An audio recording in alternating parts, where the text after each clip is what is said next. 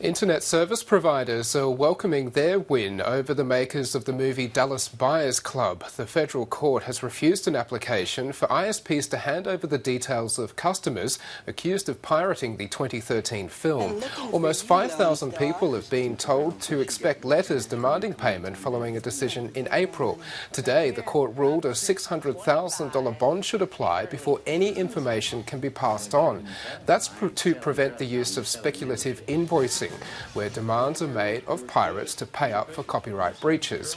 The company could still move to recoup costs based on the single price of a single copy of the film. Well, today we're asking whether you think copyright holders should be able to pursue damages from illegal downloaders. Let us know on Twitter. Use the NX hashtag.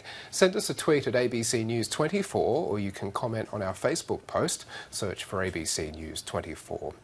From Sky on Facebook, they own something which they make money by selling copies of. If someone downloads it without paying, how is it different to stealing? And on Twitter, Tim had this: no, there's no legal basis unless the illegal downloaders resell or distribute for profit. Laws must change first.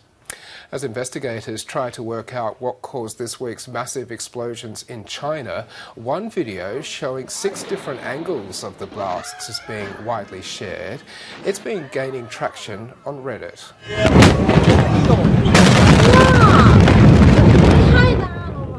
The clip has now been watched more than 1.2 million times on YouTube. At least 50 people were killed and 700 injured in the explosions.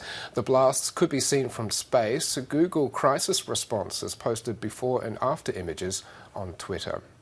Well, the press conference was meant to be about the crisis in Syria. Instead, the headlines have been about an unguarded comment by Russia's foreign minister. Sergei Lavrov appeared before the cameras with his counterpart from Saudi Arabia.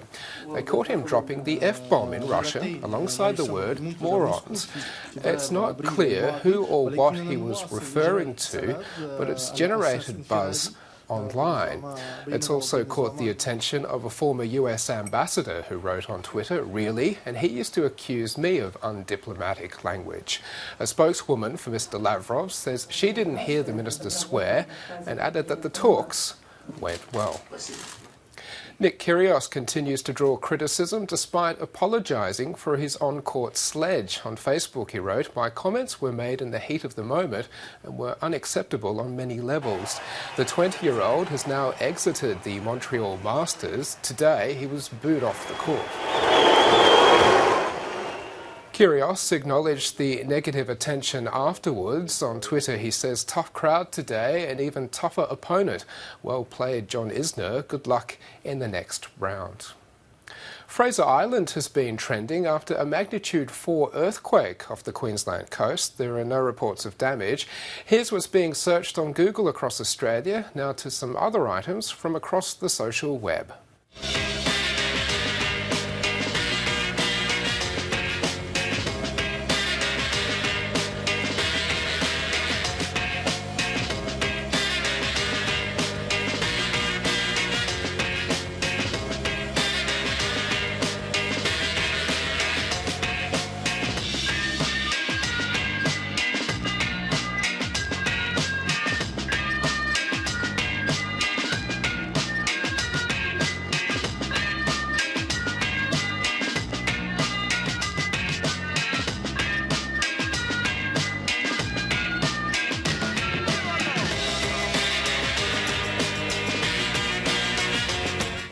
One crew member is going to extra lengths to get passengers to notice the in-flight safety demonstration.